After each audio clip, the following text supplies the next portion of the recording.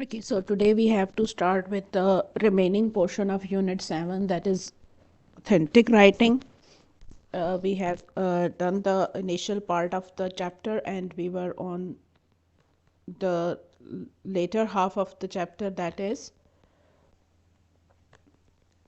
temporary spelling, that how to teach temporary spelling and how the students are supposed to learn these. So temporary spelling are basically those spellings that we use approximate spelling to capture ideas. Like जब students जो है वो जैसे brainstorming कर रहे हैं या अपना first draft लिख रहे हैं, तो instead of focusing on correct spelling they should focus on ideas, expressions and basically the words and vocabulary instead of focusing on spelling, because that will distract them and they might forget the ideas or their flow of thought might get distracted or might get broken. सो क्या करते हैं वो कि वो जो approximate spellings होते हैं उन वर्ड्स के उनको लिख लेते हैं, एंड जो उन्होंने अप्रॉक्सीमेट स्पेलिंग्स लिखे होते हैं उनको, बिकॉज दे नो कि उन्होंने अप्रॉक्सीमेट स्पेलिंग्स लिखे हैं, they are not certain whether these are the correct spelling और नॉट, सो वो क्या करते हैं वो उनको अंडरलाइन कर लेते हैं, they can correct them later on. The way we develop talking, similarly we develop spelling. So spelling are not something that we are born with or we can learn them quickly. They are developed, and sometimes when we learn spelling of one word or some words later on, we forget some part of the spelling, like IE or EI, or whether there was a silent letter in the word or not. So these things happen. So instead of focusing in your first drafts or brainstorming sessions on spellings, students are taught to focus on the ideas and write temporary spellings and correct them later on. So basically the research that is conducted on this technique of allowing learners to focus on temporary spellings and correct them later on, that shows के जो spelling development है उसमें बहुत ज़्यादा help होती है temporary spelling से, because एक तो लर्नर ऑलरेडी कॉन्शियस हो जाता है कि इस वर्ड के स्पेलिंग जो हैं वो उसको शायद सही से नहीं आते. देन वो जो लर्नर है वो जब उन स्पेलिंग्स को करेक्ट करता है, वेदर टीचर की हेल्प से, अपने किसी क्लासमेट की हेल्प से या किसी बुक या ऑनलाइन किसी फोरम की हेल्प से, तो वो स्पेलिंग्स जो हैं वो उसकी मेमोरी में ज़्यादा क्लियरली रह जाते हैं. सो दैट मीन्स के when the learner is learning those temporary using this technique, it helps them to improve their spelling. When we are doing the editing or when we are working on the editing stage that comes after the revision, there the main focus should be on clarity of message instead of the focus on spelling or punctuation and other things. The main focus should be whether the message is clear or not, meaning the main focus should be on the expression. Then the next part of authentic writing is grammar. Whenever we are doing authentic writing or any type of writing, the main point is that we want to communicate something. And when we want to communicate something, the meanings can be understood only when the grammatical structures are at least correct to the point where the other person can understand what is being conveyed.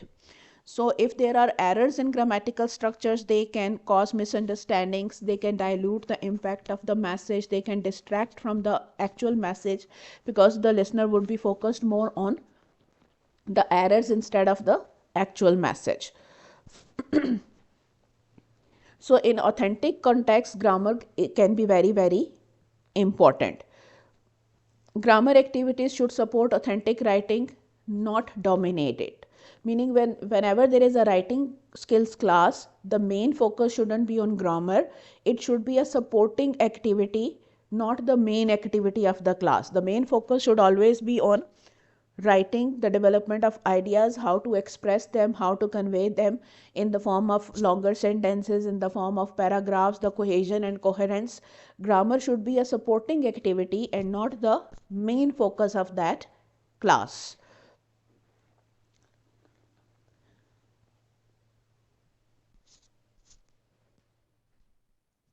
Then there is another technique that is known as silly grammar ideas.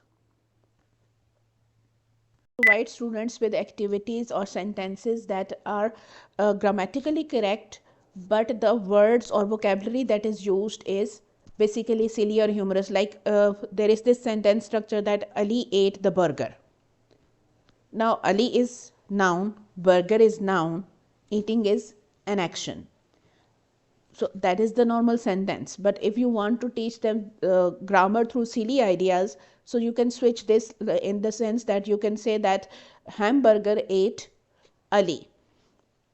Now not only this class will enjoy this experience, they will also automatically understand this nuance of connotations and denotations of usage, and the differences in usage, that where one word or one expression is appropriate and where it is not appropriate, because both the words are nouns and technically they should be interchangeable, but they are not interchangeable. So when students are taught with silly vocabulary or silly ideas or silly concepts, the grammar rules are taught, but they are taught with the help of uh, funny or humorous ideas or words or sentences or activities, then they are more retainable, and students learn them in an environment in which they enjoy it.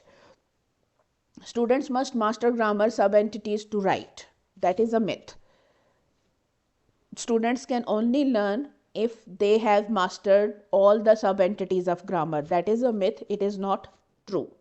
More grammar instruction fixes writing issues. If there are writing issues, it is not necessary that all of the issues are related to grammar. So if you give more and more grammar instruction, it might not fix the writing issues in a class. Another myth is that strong grammar knowledge means better composition. No, it doesn't.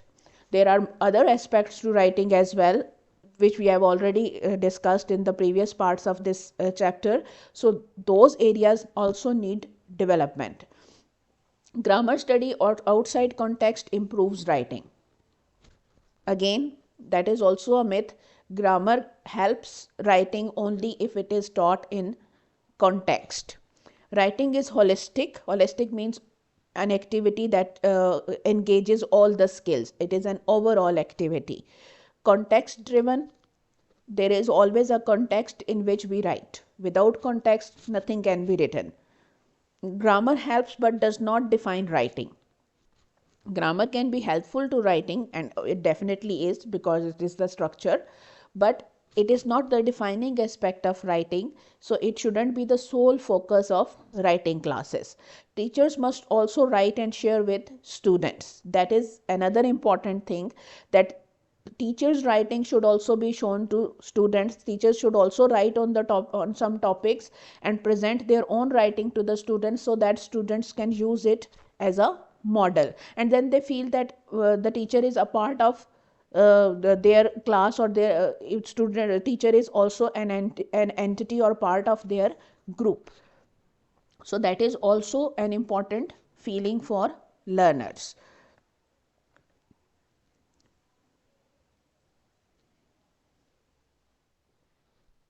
Then the next part is, let's suppose we are saying that there are a lot of myths regarding grammar. We have debunked those myths, and we are saying that grammar can also be taught by using silly grammar techniques, or with the help of silly structures or fun activities. So then how can we provide instructions related to or improve writing skills?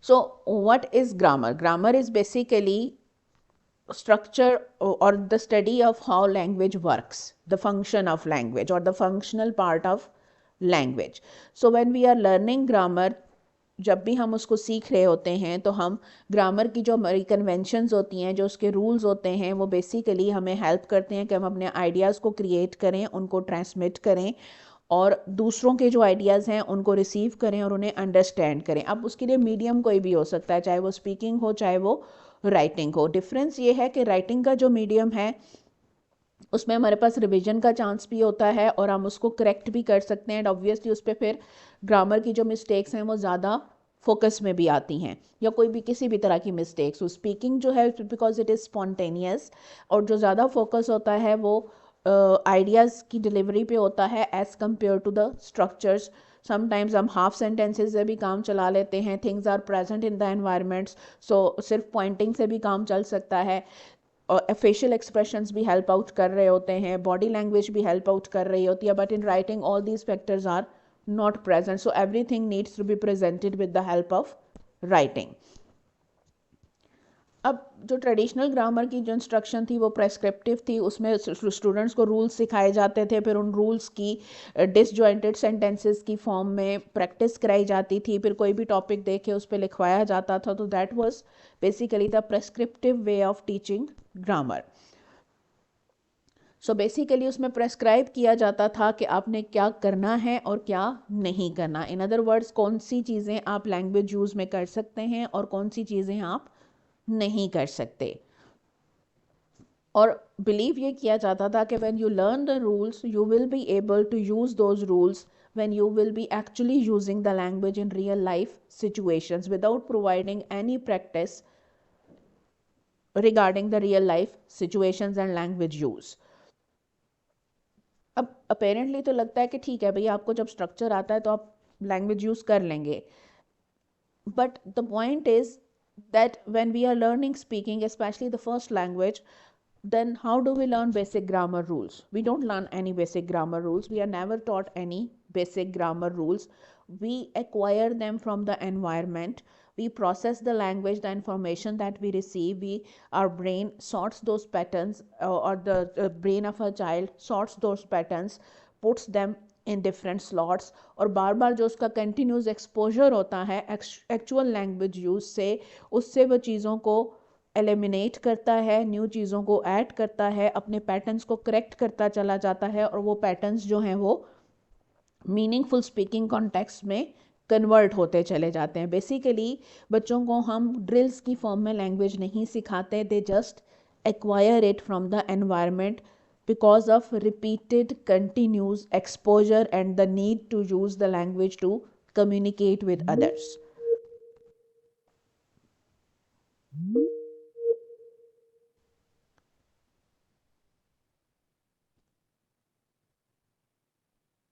So that means that prescriptive way of teaching grammar cannot be correct.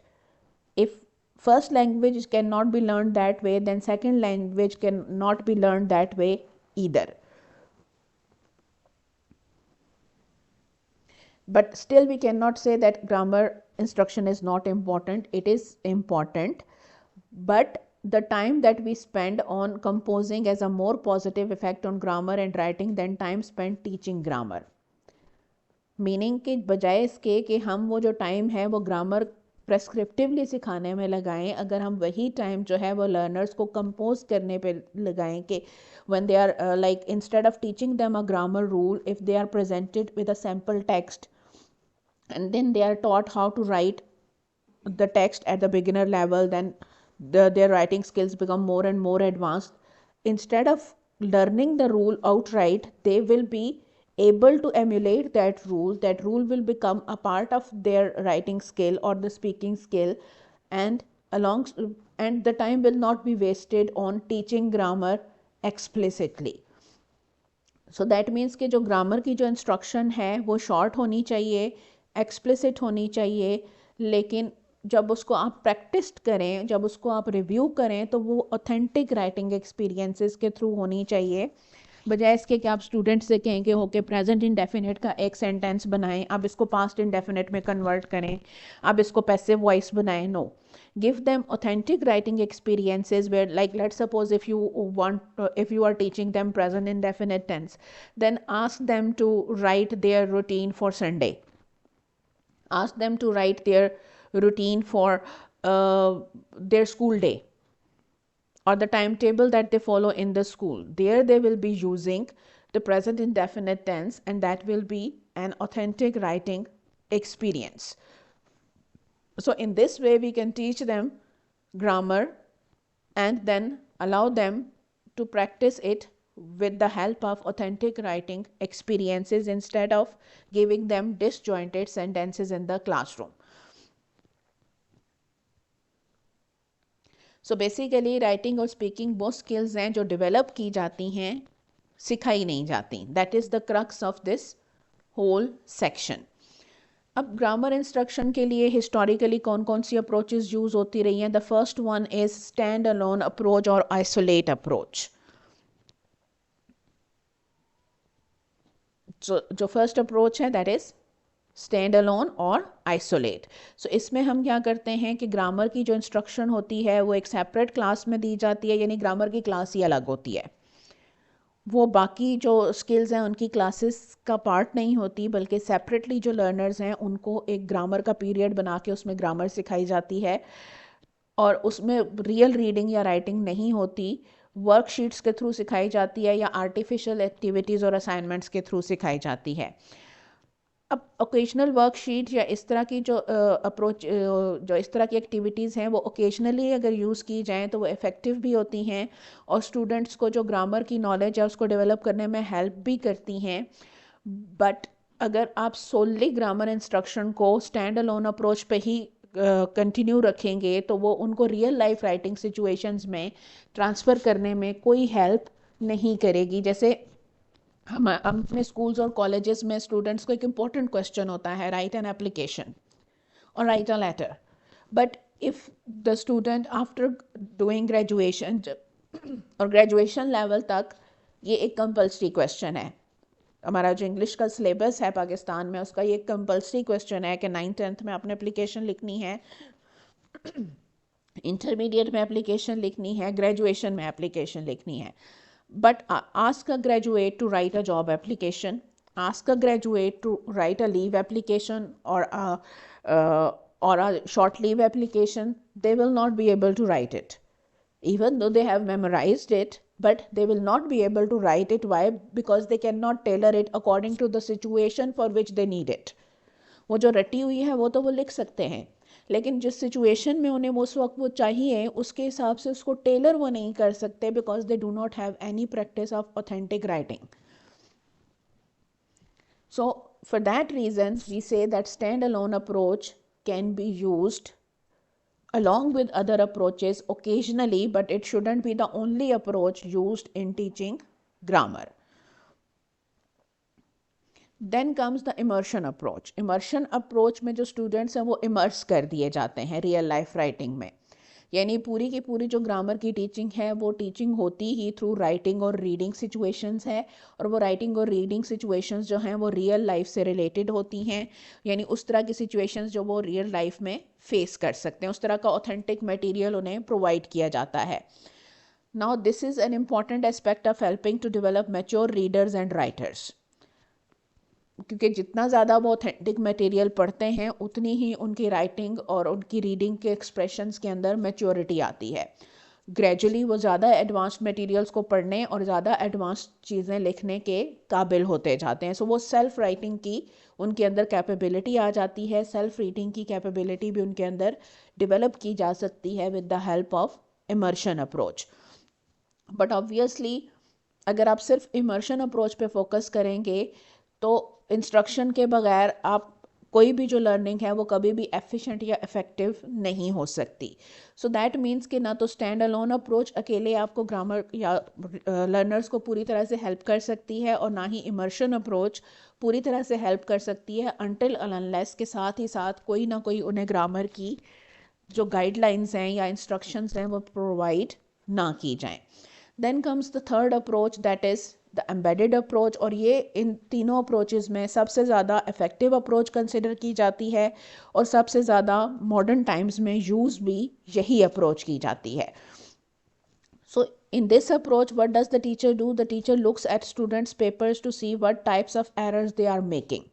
So first जब students को कोई भी writing task दिया जाता है, there or let's suppose even if they are doing comprehension or any other sort of activity, so वो जो papers हैं वो teacher के पास आते हैं। Now the teacher looks at those papers और वो identify करता है कि वो कौन से errors हैं जो ज़्यादा common हैं learners में, जो वो ज़्यादा फ्रीक्वेंसी के साथ कर रहे हैं। अब इस ऑब्जर्वेशन की बेस पे वो एक स्किल या स्किल्स को सिलेक्ट करता है, और उन स्किल या स्किल्स की बेस पे वो मिनी लेसन्स या कोचिंग सेशंस डिवाइस करता है, और फिर सिर्फ उन स्किल्स पे फोकस करके लर्नर्स को उन स्किल्स या उन ग्रामर रूल्स की ट्रेनिंग देता है जिनकी मिस्टेक्स उसे या जो एरर्स उन्हें उसे उनके अंदर रिपीटेडली नज़र आ रहे हों. Now this is a very direct approach because obviously आप आइडेंटिफाई कर रहे हैं कि स्टूडेंट कहाँ मिस्टेक्स कर रहे हैं, उन्हें एक्सप्लिसिटली आप बता रहे हैं कि आपकी ये मिस्टेक्स हैं और इनको हमने ऐसे ठीक करना है. उनको डायरेक्ट इंस्ट्रक्शंस भी दी जा रही हैं एंड ऑब्वियसली ऑथेंटिक राइटिंग की अपॉर्चुनिटी भी दी जा रही है बिकॉज उनके पेपर्स आए तो उनके अंदर से एरर्स आइडेंटिफाई हुए. इंस्ट्रक्शंस के बाद वो दोबारा लिखेंगे, फिर पेपर्स आएंगे and then again we will evaluate कि इंस्ट्रक्शंस या वो जो मिनी सेशंस हैं वो किस हद तक इफेक्टिव हुए हैं और कौन से एरियाज़ पे अभी भी वर्क करने की ज़रूरत है. So instruction, authentic writing, instruction, authentic writing, that is known as embedded approach, and this is considered the most effective approach in grammar teaching. So I hope these three approaches are clear. If there's any question, we can discuss it.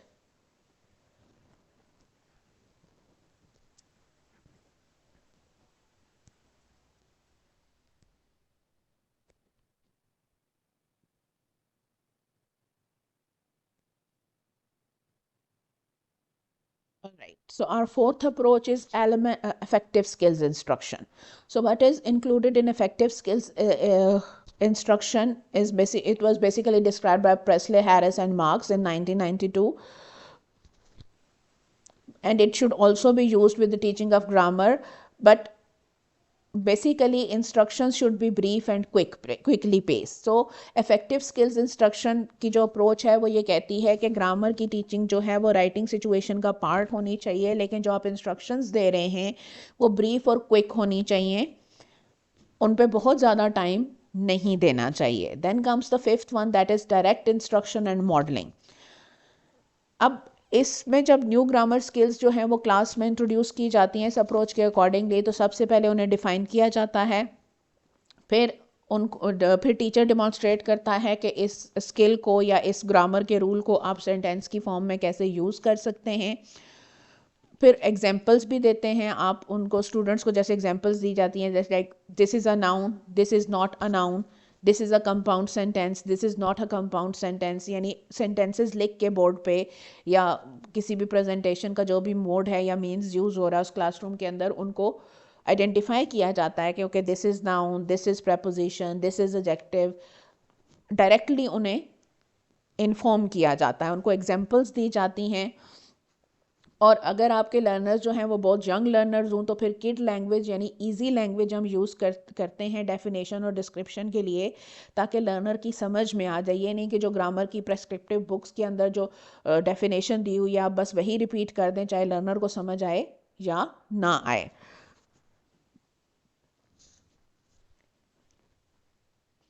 और उसके बाद फिर obviously उन्हें practice करवाई जाती है कि वो खुद से उन स्किल्स को या उन रूल्स को अपनी जो ऑथेंटिक राइटिंग की एक्टिविटीज़ हैं उनके अंदर उनको कैसे यूज़ कर सकते हैं. So that is known as direct introduction and instruction and modelling. कि इंस्ट्रक्शन दी जाती है, इसके बाद मॉडल प्रोवाइड किया जाता है and then learners are expected to follow that model in their own writing activities. Then the next activity or the next you can say method of teaching grammar and connecting grammar and writing is guided practice. Guided practice में teacher जो है वो क्या करता है, वो पूरी class को एक स्किल या एक रूल जो है ग्रामर का वो करवाता है और उसके बाद उन्हें सपोर्ट भी प्रोवाइड करता है जहाँ जहाँ उन्हें चाहिए हो. यानी अगर किसी स्टूडेंट को कोई पॉइंट समझ नहीं आ रहा, वो क्वेश्चन कर रहा है, टीचर उसको एक्सप्लेन कर रहा है. कोई स्टूडेंट अगर एग्जांपल टीचर ने पूछी है वो दे रहा है और उसमें उसका स्ट्रक्चर सही नहीं है तो वो उसको गाइड कर रहा है, फुली गाइड कर रहा है उसके अंदर. अब उस प्रैक्टिस के बाद जो लर्नर है उसको इस काबिल हो जाना चाहिए कि वो उस स्किल को इंडिपेंडेंटली यूज़ कर सके. यानी टीचर ने रूल सिखाया, स्किल सिखाई, इसके बाद जो लर्नर है उनको प्रैक्टिस कराई अपनी गाइडेंस में, जहाँ जहाँ उनको करेक्शन और गाइडेंस की ज़रूरत थी वो प्रोवाइड की. और जब वो प्रैक्टिस सेशन कंप्लीट हो गया देन द बिलीफ इज़ कि स्टूडेंट एनेबल होगा इस चीज़ के कि वो स्किल को इंडिपेंडेंटली यूज़ कर सके. और ये जो है यही जो टेक्निक है उसको हम डिप स्टिकिंग के तौर पे भी यूज़ कर सकते हैं, मीनिंग के बस स्टूडेंट जो है उसको ये चेक करने के लिए भी यूज़ कर सकते हैं कि उसको कोई स्किल सही में समझ आई भी है या नहीं आई। यानी गाइडेड प्रैक्टिस को हम लाइक लेट्स सपोज कि अगर एक सेशन में एक स्किल सिखाई गई है, उसकी प्रैक्टिस कराई गई है, एंड आफ्टर अ वीक और two the teacher wants to know कि वेदर लर्नर्स को वो स्किल अभी भी याद है या उनकी अंडरस्टैंडिंग मेंटेन है या नहीं, तो वो इसी गाइडेड प्रैक्टिस को अगेन क्विक एक्टिविटी के तौर पे यूज़ कर सकता है, like a dip stick, to check के whether the learners know that skill और नॉट, या किस हद तक लर्नर्स को जो है वो जो स्किल है वो उनको ऑलरेडी आती है, ताकि जब वो इंस्ट्रक्शन स्टार्ट करे तो उस पॉइंट से स्टार्ट करे जहाँ से लर्नर्स को डिफ़िकल्टी हो रही है। देन गाइडेड प्रैक्टिस के बाद ऑब्वियसली जो नेक्स्ट स्टेज होगी, बिकॉज वी बिलीव कि गाइडेड प्रैक्टिस के बाद जो लर्नर है उसको इंडिपेंडेंटली वो स्किल यूज़ करनी आ जानी चाहिए, so the next stage automatically is independent practice. So इसमें स्टूडेंट्स को जो है वो अलाउ किया जाता है कि वो इंडिपेंडेंटली उस स्किल को प्रैक्टिस करें या उस स्किल को यूज़ करें जो उन्हें सिखाई गई है। अब अगर ये जो टेक्निक है यानी इंडिपेंडेंट प्रैक्टिस, अगर कोई टीचर इसको इफ़ेक्टिवली या करेक्टली करवा ले तो स्टूडेंट्स को जो है वो उनका सक्सेस रेट जो है वो 95% तक होना चाहिए। मीनिंग कि आपने गाइडेड प्रैक्टिस अगर इफेक्टिवली करवाई है, and if you can manage to do independent practice effectively, ideally the success rate is 95%. Independent practice is done through an authentic writing experience or activity. Again, authentic writing experience is very, very important. But obviously there are times when assignments or activities such as worksheets are appropriate. So worksheets can also be used, assignments can also be used, but preference यही होनी चाहिए कि जब independent practice कराई जाए तो authentic writing activities के through ही करवाई जाए।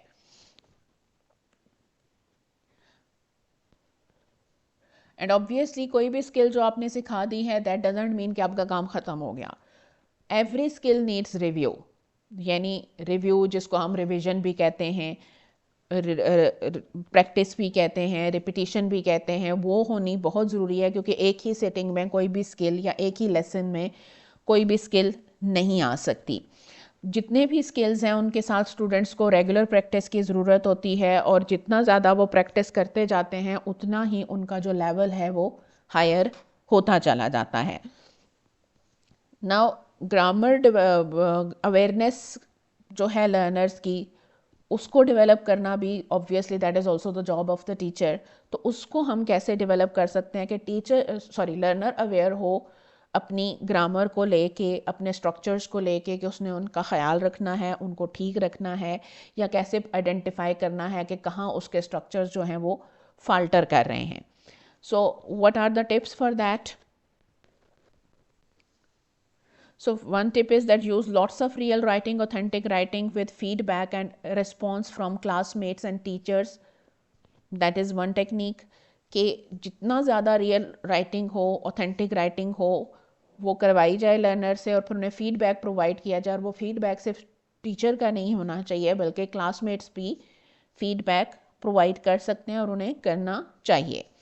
वर्कशीट्स को भी जुडिशियसली यूज़ किया जाना चाहिए, ताकि जो लर्नर्स हैं वो अपने बेसिक जो ग्रामर पॉइंट्स हैं उनको रिवाइज कर सकें, या उनको ज़्यादा फोकस करके आइडेंटिफाई कर सकें।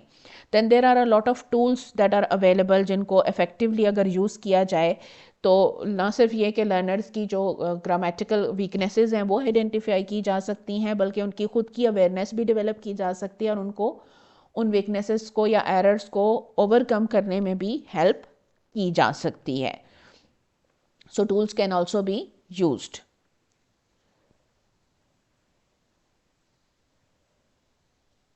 So basically जो ग्रामर की हो क्लास हो, राइटिंग की क्लास हो, स्पीकिंग की क्लास हो, any language class, the main goal is learning and writing, not completing a worksheet and getting a score to record. Main purpose ये नहीं है कि कोई वर्कशीट याद हो गई, कोई ऐसे याद हो गया, कोई क्वेश्चन आंसर्स याद हो गए। मेन गोल क्या है? एक तो लर्निंग, और दूसरा obviously the learner should be able to write independently. So skill instruction जो है वो ब्रीफ होनी चाहिए, क्विक पेस्ड होनी चाहिए। सो जो स्टूडेंट्स हैं वो ग्रामर से रिलेटेड जो है वो इंस्ट्रक्शंस में टाइम वेस्ट करने की बजाय उसकी प्रैक्टिस को ज़्यादा टाइम दे सकें।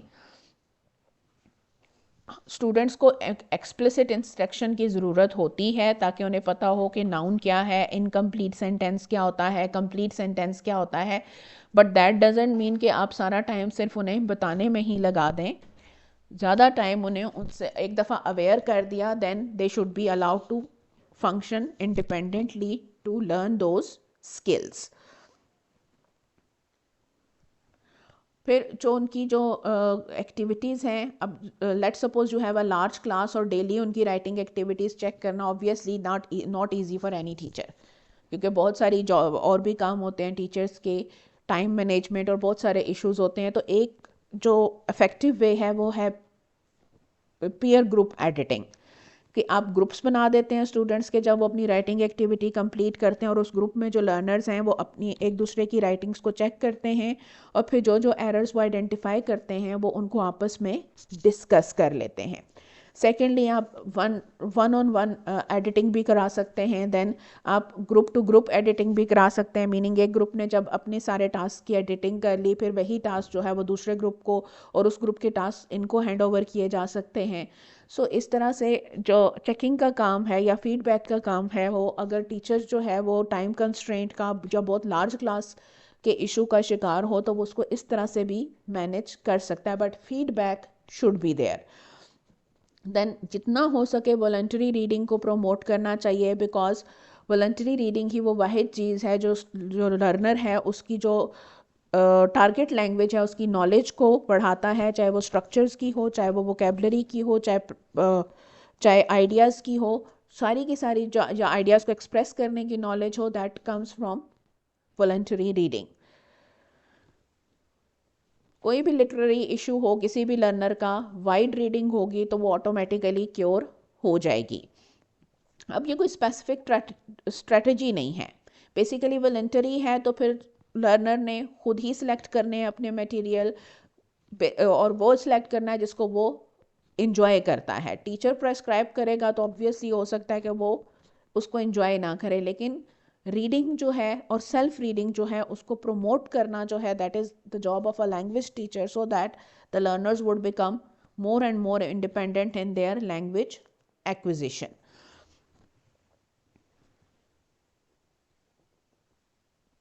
So this is the repetition. Okay, then there are some common grammar errors, और obviously हर टीचर और स्टूडेंट की नॉलेज में होना चाहिए कि ये सबसे कॉमन एरर्स हैं and how they can avoid them.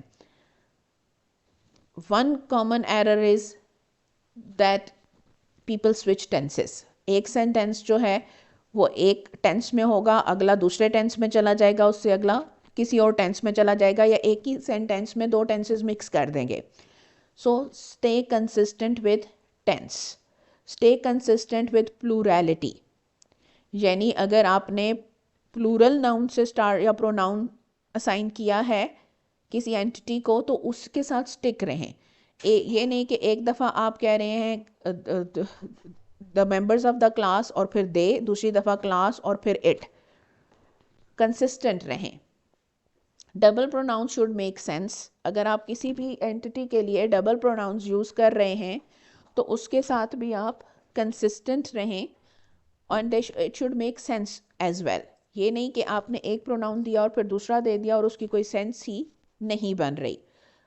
और जहाँ जेंडर न्यूट्रलिटी की ज़रूरत हो, स्टे जेंडर न्यूट्रल, मीनिंग कि अगर आपको नहीं पता कि जिनके बारे में आप लिख रहे हैं या जिनको आप एड्रेस कर रहे हैं वेदर दे आर मेल और female, then stay gender neutral instead of assigning them male और female gender. Avoid repetition within a sentence. किसी भी सेंटेंस में एक आइडिया, एक वर्ड, एक स्ट्रक्चर को रिपीट करने को अवॉइड करें, विद इन सेंटेंस भी और अक्रॉस सेंटेंसेस भी। जेंडर न्यूट्रल लैंग्वेज मीन्स कि इंस्टेड ऑफ सेइंग ही और शी, अगर आप श्योर नहीं हैं तो use they. use that for restrictive clauses and which for non restrictive clauses, because that वो relative pronoun है जो humans, non living और animals सबके लिए use हो सकता है, which can only be used for things and animals. तो जो that है, अगर आपने उसको और which को alternately यूज़ करना हो तो restrictive clauses के लिए that यूज़ करें और non restrictive clauses के लिए which यूज़ करें. और इसी तरह से अगर आपने दैट और हु को अल्टरनेटली यूज़ करना है तो जहाँ रेस्ट्रिक्टिव क्लॉज है वहाँ दैट यूज़ कर लें और जहाँ नॉन रेस्ट्रिक्टिव क्लॉज है वहाँ हु यूज़ कर लें. सो ये वो 7 मिस्टेक्स हैं जो बहुत कॉमन हैं और ये वो 7 एरर्स हैं जो ना सिर्फ ये कि एक टीचर को अपने स्टूडेंट्स को अवेयर करना होता है बल्कि मेक श्योर करना होता है कि उसके लर्नर्स ये एरर्स रिपीटेडली ना करें.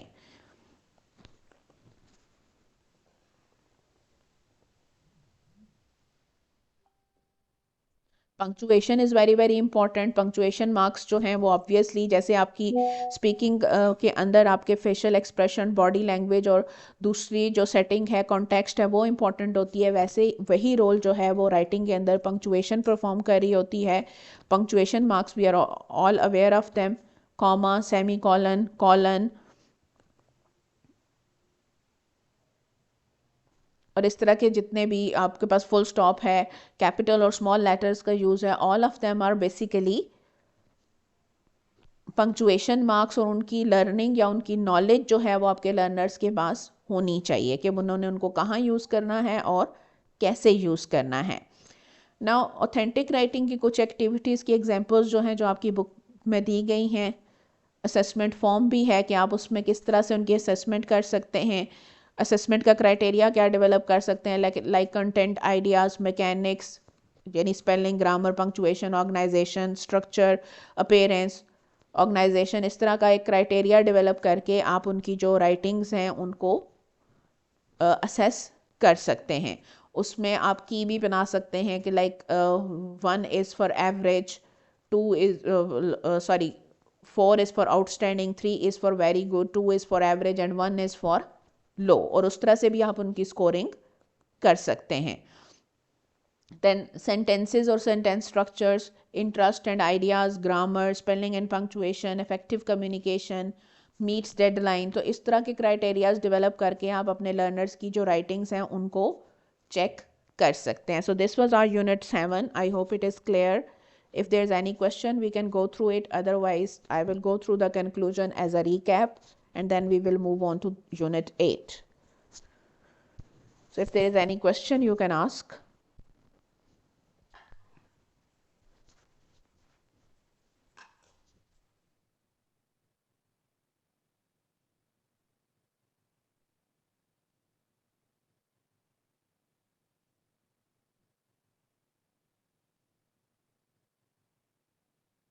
All right, then let's move on to conclusion.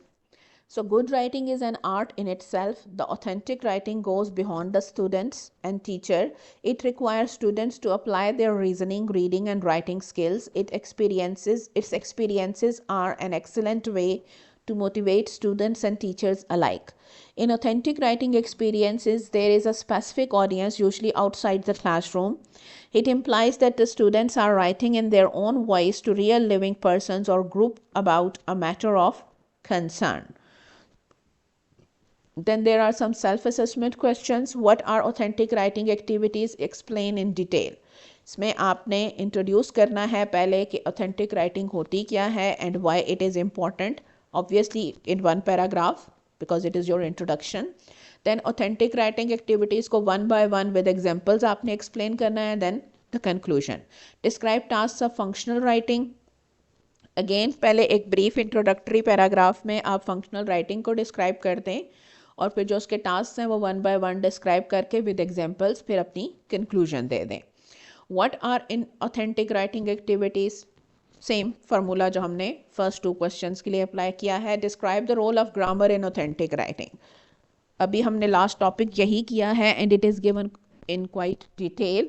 तो अपने जो आपकी जो राइटिंग स्पीड है और जितने मार्क्स का आंसर है उसके हिसाब से आपने डिसाइड करना है कि उसमें से कितना मटेरियल आप अपने आंसर के अंदर इंक्लूड करेंगे. So this was our unit 7. Now we will move on to unit